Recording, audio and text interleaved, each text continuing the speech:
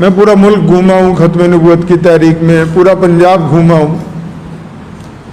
जाता था तो मुस्तकीम भाई बैठे हुए हम लोग, हमें पता था भी पीछे हमारे एक बहुत बड़ी ताकत मौजूद है, जहाँ मर्जी उठे चल पड़े, बस जिससे दिल चाह टकरा गए। खुदा की कसम ऐसे ऐसे गुंडों को सरनगू किया कि लोग अंदाजा नहीं लगा सकते, बस इसीलिए कि पीछे हमारा बाप बैठा हुआ है।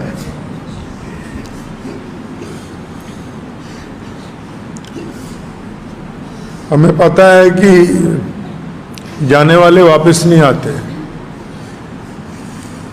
प्यारे रसूल सल्लल्लाहु अलैहि वसल्लम ने हमें बताया है कि अल्लाह की मर्जी, लेकिन अगर हम चाहें तो वो हमारे दरमियान जिंदा रहेंगे।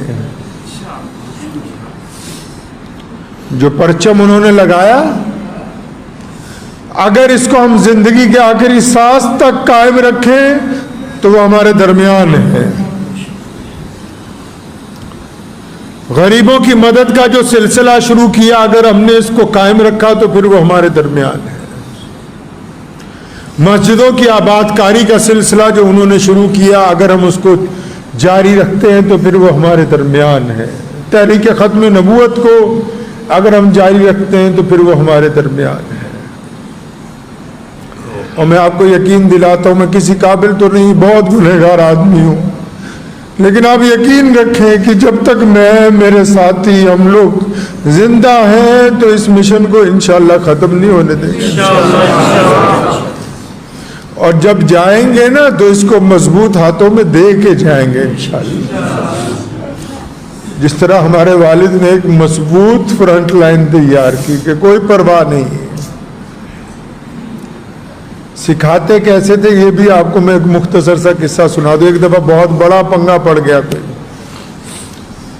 मसला नहीं हल हो रहा था। मैं आया घर पे, अब्बू जी मैं कहा मसला हल नहीं हो रहा, कैसे करना चाहिए आप बताएं। 2 लफ्जों में, पुरानी बात बता रहा हूं आपको, 2 लफ्जों में कहने लगे ऐसा है, जो मेरे मरने के बाद करना था वैसे करो। मतलब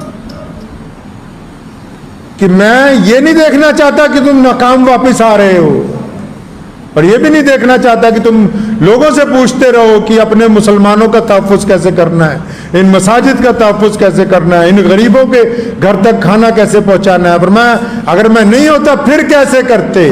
तो मैं चुप हो गया। मैं समझ गया कि अब हम ये समझा रहे हैं कि ऐसे करके दिखाओ कि जब अगर मैं नहीं हूं तो तब तुम मेरा काम कैसे चलाओगे। दूर अंदेश भी थे। मेरी बड़ी बहन अमेरिका में रहती, उनके बच्चे पढ़ के यूनिवर्सिटियों से फारिग हो रहे हैं, तो उसको कई दफ़ा फ़ोन पे कहा, फरमाया तू बेटा जब आएगी मैं मिलूंगा नहीं।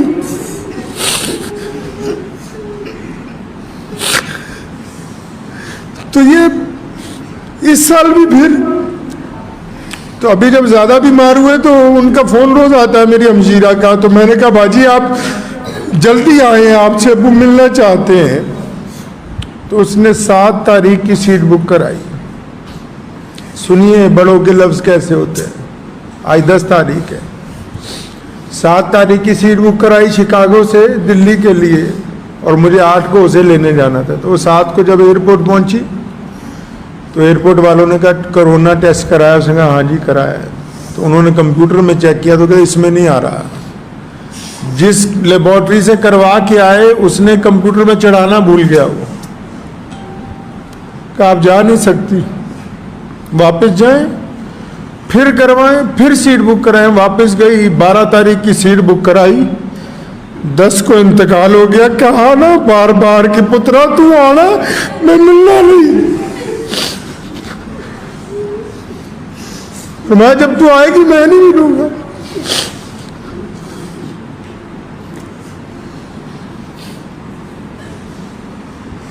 अक्सर हमें समझाते रहते थे कि जब कोई मांगने वाला आ जाए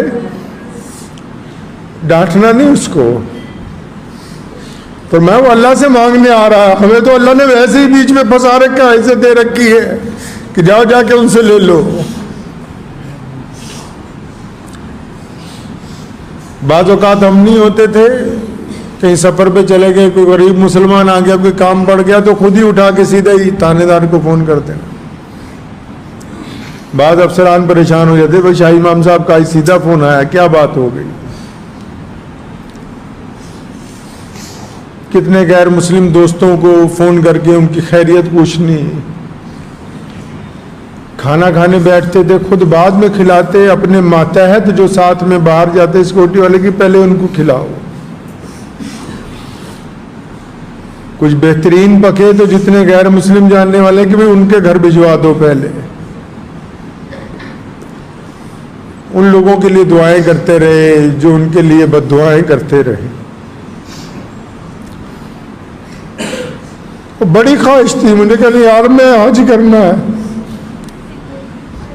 तो सिर्फ उम्रे पे एक दफा जा सके। हुआ वो यूं कि इंग्लैंड जा रहे थे तो मुझे कहने लगे उम्रा करना है। मैं हम दिल्ली गया तो पता लगा उम्रे का वीज़ा नहीं मिलता हज के दिनों में। अम्बेसी वालों से मैं मिला, यार तुम हमें इजाज़त ही नहीं देते हो उन दिनों में जब आप लोग नहीं जा सकते। तो मेरा एजेंट कहता था नहीं मिलेगा, तो शाम को वीज़ा लग के आ गया और रात को बैतुल्लाह में पहुंच गए अल्लाह के फजल करम से, ताकि ये सीधे रास्ते पे कायम रहे।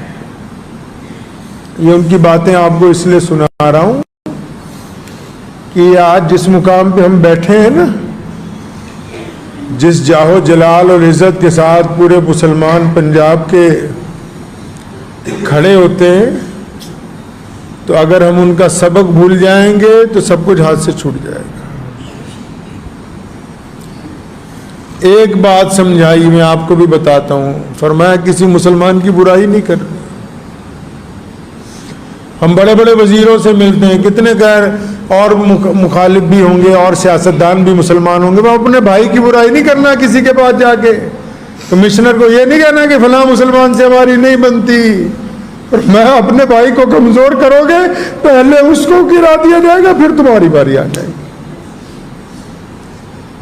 मिलके अपने घर के अगर शेर को मारोगे तो गली के कुत्ते तुम्हारी बोटियां नोच लेंगे।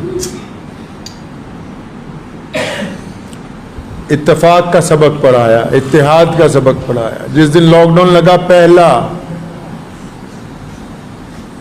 तो मुझे कहा कि एक तो ये सड़क हमारी घर की, एक जहाँ हमारा घर है हबीब रोड पे, वो हमारी घर की। कहने यार जितने लोग रहते हैं ना उनको जाके कहो, हालांकि सब मालदार हैं, कि कोई ज़रूरत हो कहीं आना हो जाना हो तो हमारे पास तो गाड़ियाँ हैं बेहतरीन, तो हमारे पास तो अल्लाह ने साथ में हिफाजती अमला दिया हुआ है, तो इनको कहीं जाना हो इस पे पास लगे हुए हैं, जिसको ज़रूरत हो लेके जाए। तो मुझे सामने मंदिर है, का पंडित जी के पास जाओ, वो हमारे पड़ोसी हैं। मैं उनके पास गया, फिर मैं कहा शाह इमाम साहब कहते हैं आप हमारे पड़ोसी हैं, कोई बात हो, हालांकि उनको ज़रूरत नहीं थी, कोई बात हो कोई ज़रूरत हो कहीं आना हो जाना हो हमें खिदमत का मौका दे। तीसरे दिन कहने लगे यार सारा शहर राशन बांट रहा है, सारा शहर राशन बांट रहा है, सिर्फ गरीबों को बांट रहा है। मैं कहा फिर आपा किन्हां नूं बनना है? पर मैं गरीबों को नहीं बांटना, जो सफ़ेद कपड़े में मिडिल क्लास फैमिली है ना, जो जाके मांग ही नहीं सकती। मैं कहा फिर क्या करें? क्या अखबार में ऐलान निकाला हो कि जामा मस्जिद से बिना फोटो खींचे हुए राशन दिया जाएगा। सोच सकता है आम आदमी इस बात को? ऐलान किया कि जामा मस्जिद से बिना फोटो खींचे हुए राशन देंगे और नंबर डलवाए उसमें। आप पूछ लें यहाँ जितने लोग हैं, रोज़ाना हज़ारों फ़ोन आते थे, 4 लड़के बिठाए लिस्ट बनाते, सारी दिन राशन पैक होता, रात को 9 बजे बांटना शुरू होता। और क्या कहा बांटने वालों को कि खबरदार जिसके यहाँ देने जा रहे उसकी बेइज्जती ना हो जाए, पड़ोसी को ना पता लग जाए कि इसने हमसे मदद ली है, उसकी तस्वीर ना खिंच जाए कि मेरे रसूल ने कहा कि इंसानों की इज्जत करनी है, हम इज्जत बांटने आए, बेइज्जती करने नहीं आए। और फिर सिर्फ मुसलमान ही नहीं, हर मजहब के लोगों ने राब्ता किया 3 महीने तक, और 3 महीने तक लगे ही रहे सुबह शाम। ये दर्स किसने दिया है? ये इश्क की बातें हैं। उनको रसूलुल्लाह सल्लल्लाहु अलैहि वसल्लम से इश्क की इंतहा थी, इश्क की इंतहा थी। तो मैं आपको बस आज के दिन यही कहना चाहता हूँ कि हम जैसे कैसे हैं, टूटे फूटे हैं, आपकी खिदमत में हाजिर। आप जब बुलाएंगे, हमने आपसे वोट नहीं मांगी कभी, ना पहले मांगी, ना मंत्री बनना है, ना हुकूमत में कोई ओहदा चाहिए। बहुत सारे लोग हमारे साथ रहते हैं, उनको पता है कि बार बार ठुकराए हैं पैर से अपने कि नहीं चाहिए। बस दुआ कीजिए कि अल्लाह ताला दीन की इस खिदमत को हमारी नस्लों में बाकी रखे और अल्लाह ताला उस वक्त तक हमें कायम रखे जब तक इसको अगली नस्ल में मुंतकिल न कर दे, और अपने वालिद मोहतरम के मिशन को कायम और दायम रखें। और मैं भी आपको यकीन दिलाता हूँ कि इंशाअल्लाह कुछ हो जाए मिल्लत इस्लामिया के लिए, गरीबों के लिए, मुस्तहिक लोगों के लिए। जिस तरह शेर इस्लाम मौलाना हबीबुर रहमान सानी लुधियानवी काम करते आए, हम उसी तरह तो नहीं कर सकते लेकिन उनकी नकल करते हैं। और अगर किसी भाई को कांटा भी चुभ गया तो हस्बे रिवायत रात के अंधेरे में उठ के उसके घर तक पहुंचेंगे। कुछ हो सकता है लेकिन ये जो परचम लगा हुआ है इसको सरनगू नहीं होने देंगे इंशाअल्लाह। वक्त भी हो गया है। ज़रूरी ऐलान ये है कि अबू जान की नमाज जनाजा 8 बजे होगी यहीं पे बाहर। 8 बजे इसलिए रखी है कि जुमे का दिन था, तमाम मस्जिदों में जुमा होना था। पहले इरादा था ज़ोहर में करेंगे, तो तमाम हज़रात 8 बजे इंशाअल्लाह ताला आ जाए और तदफीन यहीं पे उनके वालिद मोहतरम के साथ मस्जिद के अहाते में होगी। उनको खिराज अकीदत तो यही है बस। मेरे दादा मोहतरम का 24 रमज़ान को इंतकाल हुआ, तो इंतकाल से पहले अबू को बुलाया, ज़ुबान बंद हो गई थी, हाथ से इशारा किया, फरमाया नारे लगवाएं जाके। हमारे बाप ने कानपुर गए, हलीम इंटर कॉलेज में मायावती मुख्यमंत्री थी, बुला लिया उसने कि तकरीर करेंगे। मौलवी होगा कोई अच्छी तकरीर कर देगा। तकरीर करते करते काशी राम को दावत इस्लाम दी और फिर अल्लाह अकबर के नारे लगवाए। तो मैं समझता हूँ कि उनको अच्छी खिराज अकीदत रसूलुल्लाह की ये सुन्नत है। कहा करते थे कि मिसवाक रखना भी सुन्नत है, नारा लगाना भी सुन्नत है। मेरे साथ मिल के 3 नारे लगा ले और दुआ करे अल्लाह उनकी मग़फ़िरत फरमा दे, जो कताइयाँ गलतियाँ हुई अल्लाह माफ़ फरमा दे। 5 बजे हमारे घर से जनाजा यहाँ पर आएगा, हबीब रोड पे, जो ब्राउन रोड नई वाली मस्जिद है उससे थोड़ा सा और आगे जाएंगे तो वहाँ पे हबीब रोड है, वहाँ पे घर से जनाजा 5 बजे उठाया जाएगा। 5 बजे वहाँ से जनाजा यहाँ पे आ जाएगा और फिर यहाँ 5 बजे से लेके 7 बजे तक जो लोग ज़ियारत करना चाहेंगे, देखना चाहेंगे, वो देख सकते हैं। और उसके बाद 8 बजे नमाज जनाजा इंशाअल्लाह पढ़ा के यहीं पे तदफीन होगी। ये जो प्रोग्राम मैंने आपको बताया है व्हाट्सएप और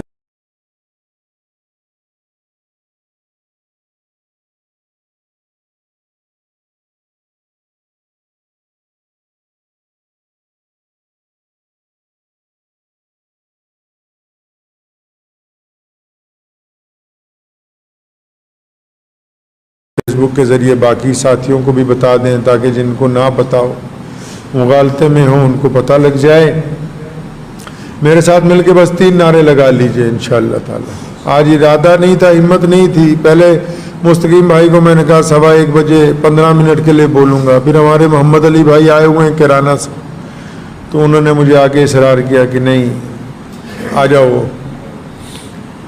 तो मुझे अपने अब्बा की बात याद आई। फरमाया जब हादसा हो जाए, परेशानी हो जाए, मेरी दादी का इंतकाल हुआ, मेरे दादा का इंतकाल हुआ, जमात का जब टाइम हुआ, सारे काम छोड़ के आके नमाज में फरमाया यही वक्त है, यही वक्त है। अभी पहचाना जाता है मोमिन के जब जरा सी मुसीबत आई उस वक्त नमाज भूल गया। बरकत से अल्लाह उनकी मगफिरत फरमा दे। नारे तकबीर, बात नहीं, नारे तकबीर, नारे तकबीर, इस्लाम, इस्लाम, खत्मे नबूवत, खत्मे नबूवत, नारे